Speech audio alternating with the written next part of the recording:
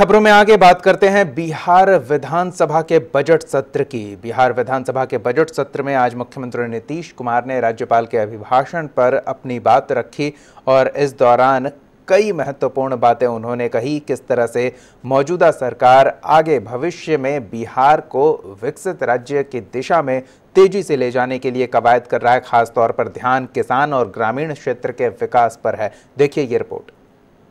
बिहार विधानसभा में राज्यपाल के अभिभाषण पर मुख्यमंत्री नीतीश कुमार ने जवाब दिया। उन्होंने कई अहम बातें कही। पॉर्न साइट पर बैन के बाबत कहा कि इस पर बैन लगाने के लिए पत्र लिखा गया है। मुख्यमंत्री ने कहा कि माध्यमिक विद्यालयों को अपग्रेड किया जा रहा है, वहीं मदरसों में शिक्षा के स्तर में भी सुधार किया जा रहा। उन्होंने कहा कि अल्पसंख्यक कल्याण योजना की राशि बढ़ाई गई है। राशि 25 करोड़ से बढ़ाकर 100 करोड़ कर दी गई है। मुख्यमंत्री ने कहा कि पहले 12% बच्चे स्कूल से बाहर थे, वहीं आज 1% से भी कम बच्चे स्कूल से बाहर रह गए हैं। नीतीश कुमार ने यह भी कहा कि 6040 तालाबों को अतिक्रमण मुक्त कराया जा चुका है, वहीं करीब 2621 तालाबों का जीर्णोद्धार कराया जा रहा है। कृषि के बाबत मुख्यमंत्री ने कहा कि किसानों की आमदनी बढ़ाने के लिए पहल जारी है। राज्य में बिजली सस्ती हो लेकिन मुफ्त नहीं। बिहार खुले में शौच मुक्त होगा। वृद्धजन योजना के तहत 14 लाख लोगों को लाभ मिलेगा। सेहत के मामले में टॉप 5 में आएगा बिहार। नीतीश कुमार ने जल जीवन हरियाली पर भी जोर दिया। उन्होंने कहा कि आगामी 9 अगस्त को 2 करोड़ 51 लाख पौधे लगाकर विश्व रिकॉर्ड बनाया जाएगा। इसके साथ ही बिहार में नई औद्योगिक नीति बनाए जाने की भी मुख्यमंत्री ने जानकारी दी। ब्यूरो रिपोर्ट, ओंकार अवामी। तो एक ओर मुख्यमंत्री नीतीश कुमार सरकार के भविष्य की योजनाओं की बात कर रहे थे, तो दूसरी ओर विपक्ष सरकार को घेरने का मौका नहीं चूकना चाह रही थी। ऐसे में विपक्षी खेमा एकजुट नजर आया सरकार पर हमला बोलने को लेकर। देखिए ये रिपोर्ट। बिहार विधानसभा के बजट सत्र के तीसरे दिन भी विपक्षी विधायकों ने जोरदार प्रदर्शन किया। सदन के बाहर बैनर पोस्टर के साथ आरजेडी और भाकपा माले के विधायकों ने नारेबाजी की। विपक्ष ने नियोजित शिक्षकों की मांगों का समर्थन किया और समान काम के लिए समान वेतन दिए जाने की मांग की। आरजेडी सांसद भाई वीरेंद्र ने कहा कि हम लोग सदन में शिक्षकों की आवाज उठाएंगे। उन्होंने कहा कि हमारी सरकार आएगी तो उनकी मांगों को पूरा किया जाएगा। के बदले समान वेतन नहीं मिल रहा है। एक तरफ 20,000 और 22,000 पाने वाले लोग हैं, एक तरफ 1 लाख से लेकर और 1,30,000 तक पाने वाले शिक्षक हैं। तो ये दोहरी कानून, जो दोहरा कानून है, ये सरकार चाहती है कि शिक्षा बिहार में नहीं रहे और शिक्षित लोग न रहे।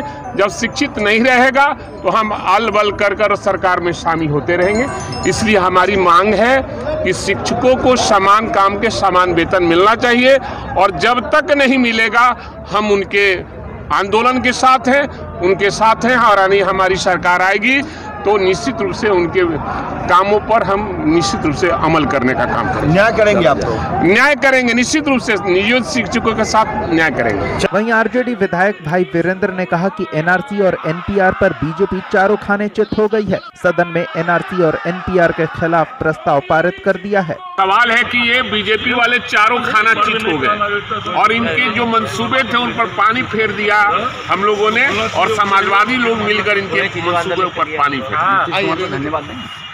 सरकार से हम लोगों ने मांग किया था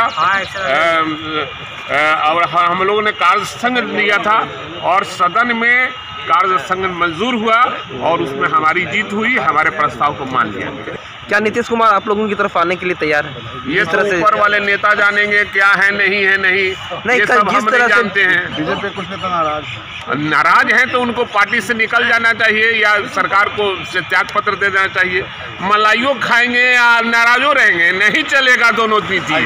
मलाइयों खाइएगा, नाराजो रहिएगा। बजट सत्र के तीसरे दिन भी विपक्ष ने हंगामा किया और सरकार को घेरने की कोशिश की। उनका कहना है कि शिक्षकों के साथ नीतीश सरकार न्याय नहीं कर रही है। ओंकार अवामी के लिए पटना से रोहित की रिपोर्ट। तो सरकार की फ्यूचर प्लानिंग और विपक्ष की आलोचना दोनों पर बात करेंगे। पटना स्टूडियो का रुख करते हैं। वरिष्ठ पत्रकार जैनेंद्र जी हमारे साथ जुड़े हुए हैं। जैनेंद्र जी, स्वागत है आपका ओंकार अवामी पर। नमस्कार जी जैनेंद्र जी, पहले तो सरकार की फ्यूचर प्लानिंग पर बात कर लें। राज्यपाल के अभिभाषण पर अपनी बात रखते हुए मुख्यमंत्री नीतीश कुमार ने काफी लंबी चौड़ी योजना बताई और खासतौर पर जल जीवन हरियाली अभियान को लेकर जिस तरह से जल स्रोतों को अतिक्रमण मुक्त कराया जा रहा है, उनका जीर्णोद्धार किया जा रहा है, ये वाकई में एक सराहनीय पहल है। अगर अभी उसका महत्व पता नहीं चलता तो आने वाले 10 साल में या फिर अगली पीढ़ी ये मानेगी कि इस समय कुछ ऐसा काम हुआ कि उनके लिए पीने का पानी उपलब्ध है।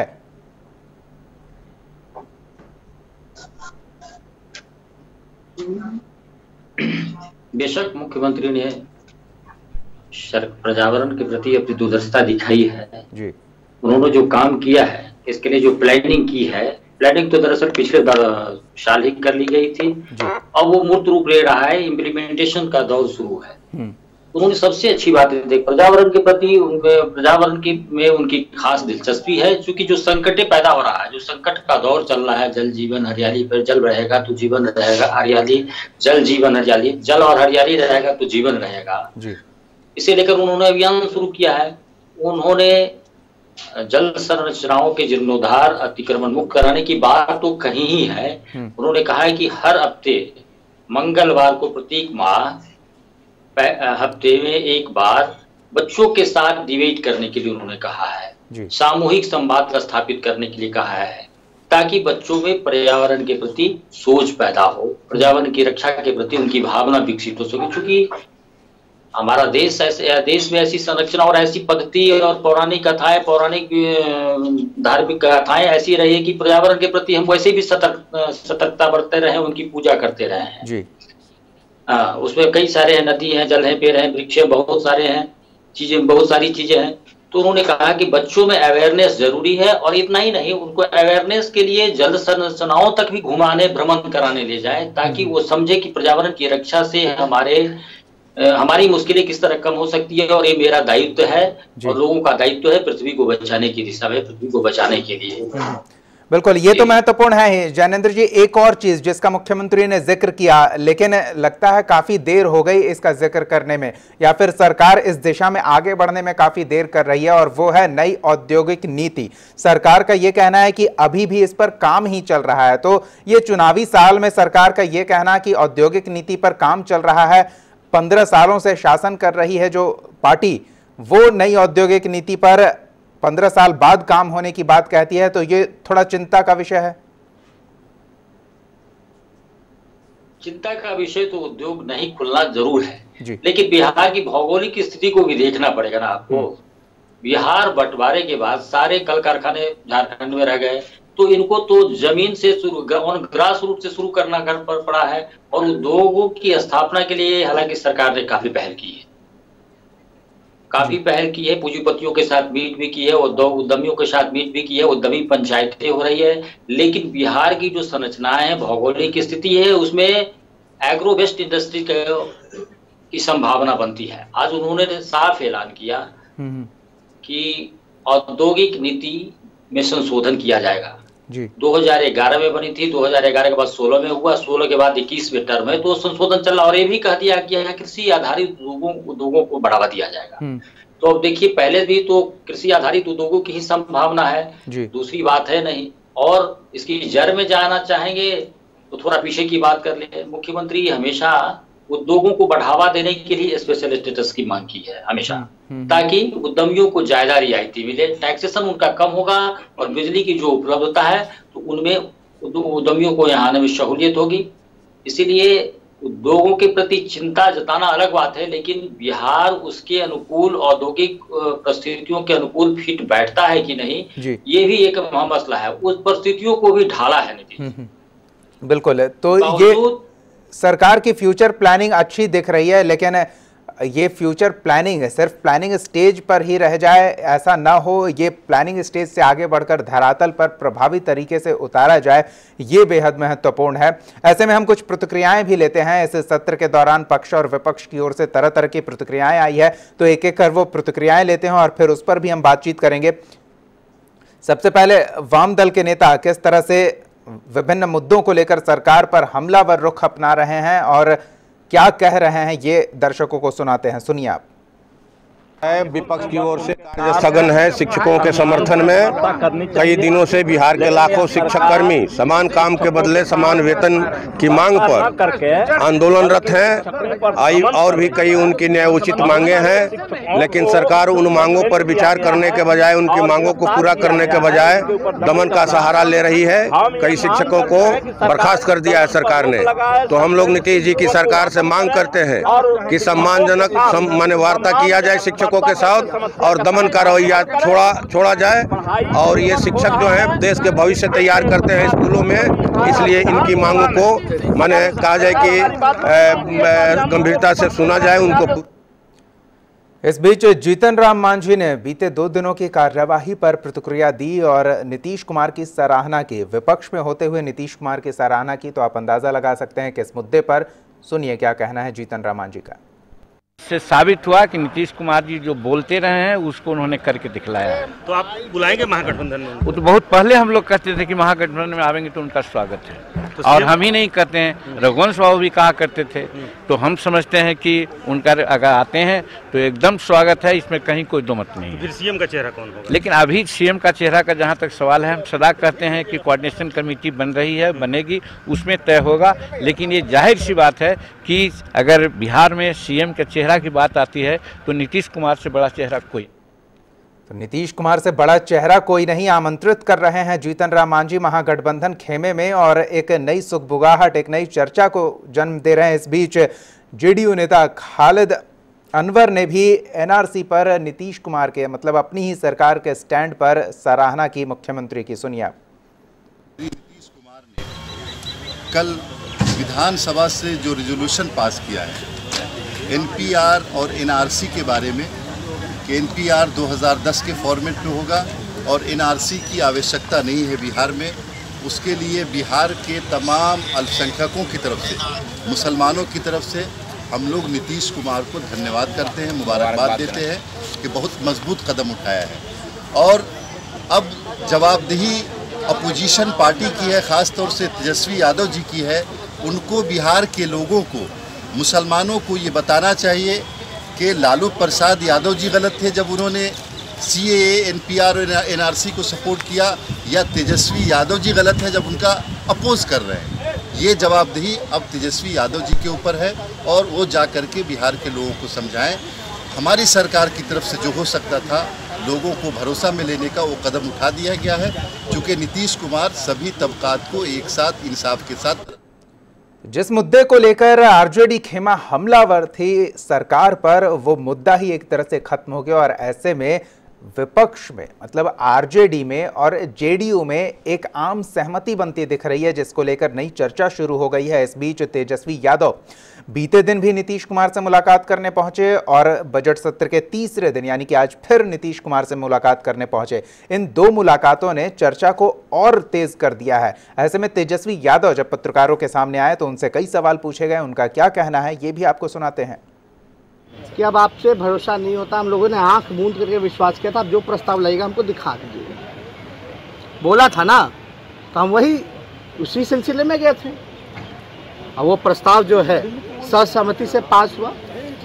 हम लोगों ने जो कमिट किया था, देखिए अगर आप उनकी कमियों को गिनाएं तो चीज़ें हैं, सब दूध का दूध पानी का पानी हो गया था। जो विपक्ष ने सवाल उठाया, चाहे जातीय जनगणना को लेकर के 13 फरवरी को, जनवरी या फरवरी को जो एक दिन का जो सत्र था, 13 जनवरी को, तो उसमें हम लोगों ने 2 चीज़ें उठाई थी। SC ST का जो था, हमने कहा था इसको परमानेंट कर देना चाहिए, क्यों 10 साल बाद बार बार जो है रिन्यूअल करना पड़े, ऐसी व्यवस्था होनी चाहिए। दूसरी बात हमने NPR NRC को लेकर के की थी कि प्रस्ताव जो है आप पारित कीजिए। उस समय भी हमने कहा था, उस समय मुख्यमंत्री जी ने सारी बातों को माना था, मानना ही पड़ता, और NPR को लेकर के जो हमने बातें कही थी वो मानना पड़ा। तो जो विपक्ष ने, जो हम लोगों ने सवाल उठाए, उसको आप झुठला तो नहीं सकते। यानी हम लोगों ने ईमानदारी से सच बोला और मानना पड़ा। और बिहार पहली देश की ऐसी राज्य है, देश का राज्य है जहाँ बीजेपी शासित होते हुए जो है रेजोल्यूशन सर्वसम्मति से पास किया गया। आप एक बात समझ जाइए, स्टेबिलिटी होनी चाहिए ना गवर्नमेंट में। 4 साल में स्टेबिलिटी रहा है, 4 साल में 4 सरकार देखा है। फिर गवर्नमेंट अनस्टेबल होगा तो नुकसान किसका होगा? हम नुकसान के पक्ष में कि अब आपसे भरोसा नहीं होता। तो अगर गवर्नमेंट अनस्टेबल हो तो नुकसान किसका है? तेजस्वी यादव इशारा करते हुए, और वाकई में ऐसा शायद कम ही होता है कि प्रस्ताव विपक्ष की ओर से लाया जाए और वो प्रस्ताव सत्ता पक्ष की ओर से भी पास किया जाए, और ऐसे में सत्ता पक्ष में जो गठबंधन है एनडीए खेमा, उसमें थोड़ी खटास की बात विपक्ष जानबूझकर उछाल रहा है, ऐसा लगता है। और राबड़ी देवी, जी हाँ, वो स्पष्ट कर रही हैं कि भले ही नीतीश कुमार का मन डोल जाए, लेकिन अब उनका मन नहीं डोलने वाला। वो एक बार धोखा खा चुकी हैं, दोबारा फिर उस झांसे में नहीं आने वाली। सुनाते हैं आपको राबड़ी देवी ने क्या कहा जेडीयू और आरजेडी के संभावित गठबंधन पर। शिक्षा मंत्री को जाना चाहिए कि क्या है नहीं है, समझौता करना चाहिए। बिहार के पढ़ाई लिखाई तो ऐसे ही चौपट है, और हड़ताल में तो और चौपट हो गया। परीक्षा चल रहा है, परीक्षा भी ढंग से नहीं हो रहा है। टीचर नहीं है तो परीक्षा कौन लेगा? मैम, कल जिस ढंग से प्रस्ताव पारित हुआ, बिहार पिछड़ा राज्य है, पिछड़ा राज्य में ये हाल है। नीतीश कुमार जी कहते हैं कि हमारा सरकार हमारा चल रहा है, बढ़िया से चल रहा है। बढ़िया से कहा सुशासन की सरकार है, सुशासन की सरकार में बढ़िया से चलता है तो लोग देख रहा है। बिहार के जनता रोड पर आ रहा है, टीचर रोड पर आ रहा है, सब लोग रोड पर आ रहा है। मांग को पूरी करना चाहिए वो लोग को। मैडम, कल जिस ढंग से प्रस्ताव पारित हुआ, जदयू कह रही है कि विपक्ष के हिस्से से मुद्दा गायब हो गया। अब किस बात की राजनीति करेंगे विपक्ष? हाँ, मुद्दा गायब हो गया, मुद्दा तो ही है। बीजेपी में मतभेद हो गया। अब वो लोग लड़ाई झगड़ा हम लोग नहीं जानते हैं, दोनों आदमी के। ठीक, दोनों आदमी नहीं जानता। शिक्षक के मांग पर मान भी मिलना चाहिए। क्या लग रहा है कि नीतीश कुमार का फिर मन डोल रहा है? हम लोग नहीं जानते। तेजस्वी जी से मुलाकात हुई आधे घंटे के, सब कोई मिल सकता है, हम लोग कर्फ्यू में मिले। तो शिष्टाचार मुलाकात बता रही हैं तेजस्वी यादव 2 बार मुलाकात कर चुके हैं बीते 3 दिनों में नीतीश कुमार से अकेले में। और ऐसे में पटना स्टूडियो का रुख करते हैं, जैनेंद्र जी हमारे साथ बने हुए हैं। जैनेंद्र जी, थोड़ी राजनीतिक चर्चा भी कर लेते हैं।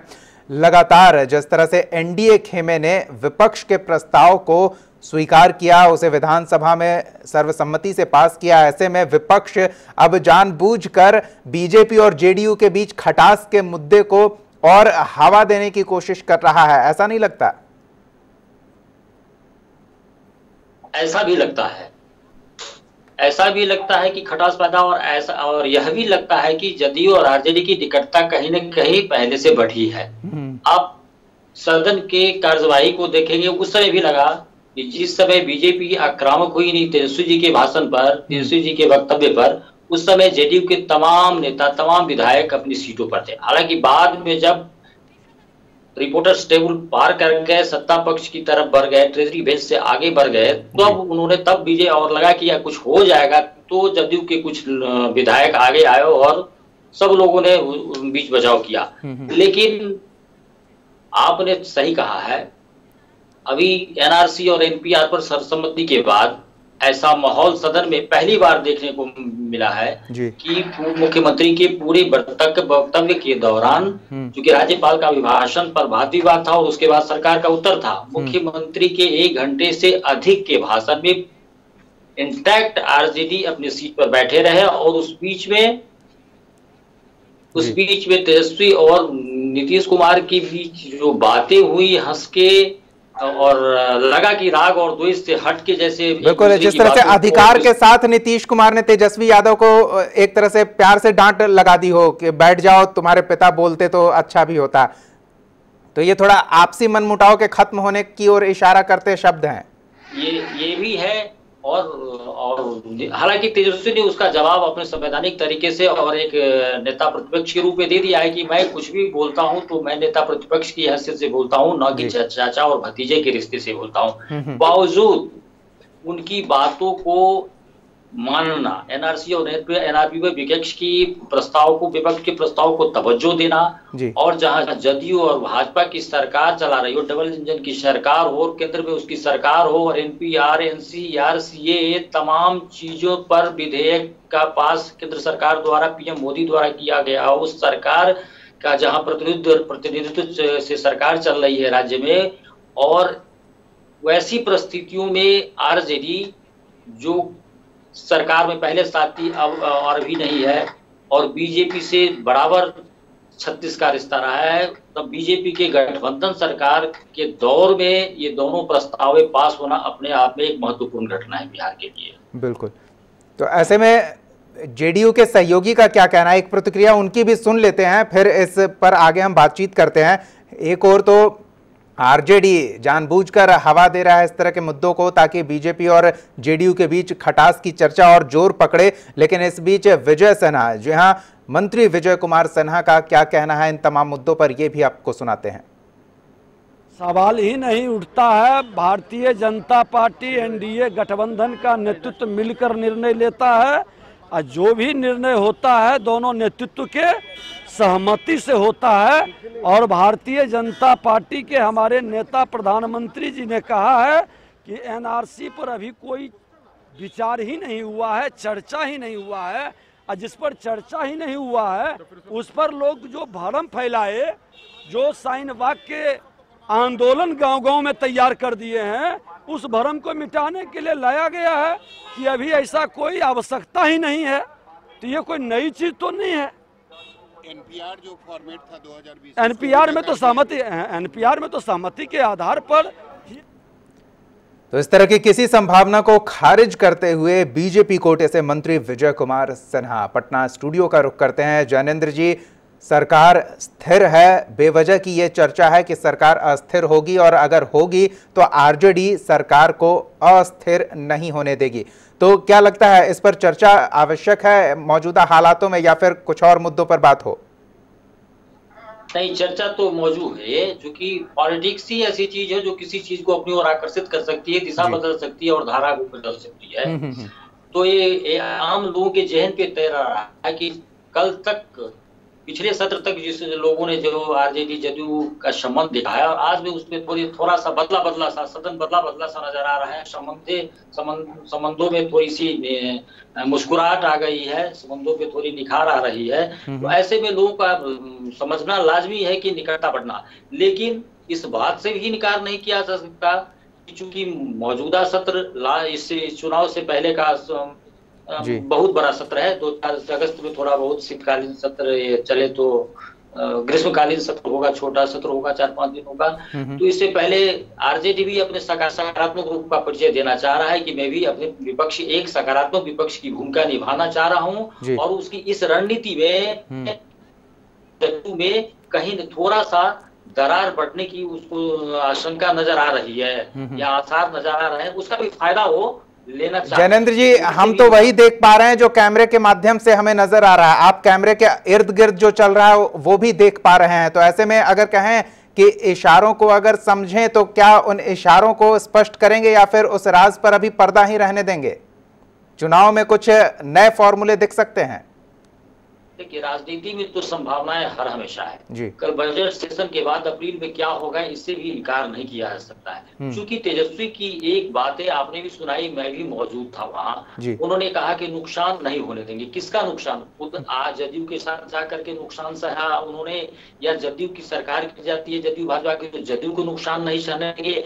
ये पर्दे के पीछे की बात, और कहीं कहीं इशारों में जो उन्होंने बोला है, इसके दोनों अर्थ निकाले जैसा निहितार्थ निकलते हैं जी। अब देखना है कि ये भ्रम पैदा करेगा बीजेपी गठबंधन में, या आरजेडी इस दोनों के विवादों का अपना फायदा अपने पॉलिटिकल साधने में कर पाएंगे। कुछ छोटे घटक भी हैं जिन्हें नजरअंदाज नहीं कर सकते। एकदम संक्षेप में चाहेंगे इस पर प्रतिक्रिया ज्ञानेंद्र जी? जी हाँ बिल्कुल।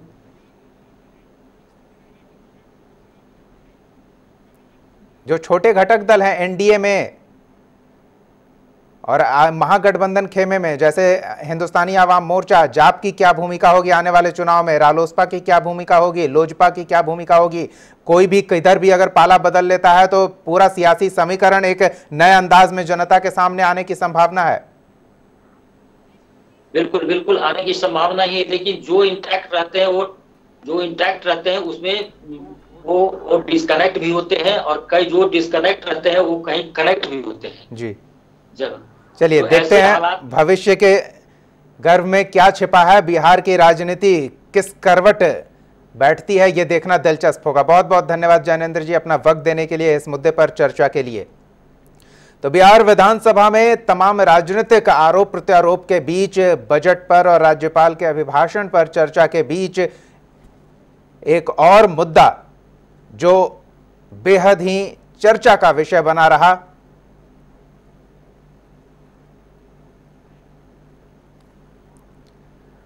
उस अहम मुद्दे पर भी हम बात करेंगे, लेकिन इस छोटे से ब्रेक के बाद।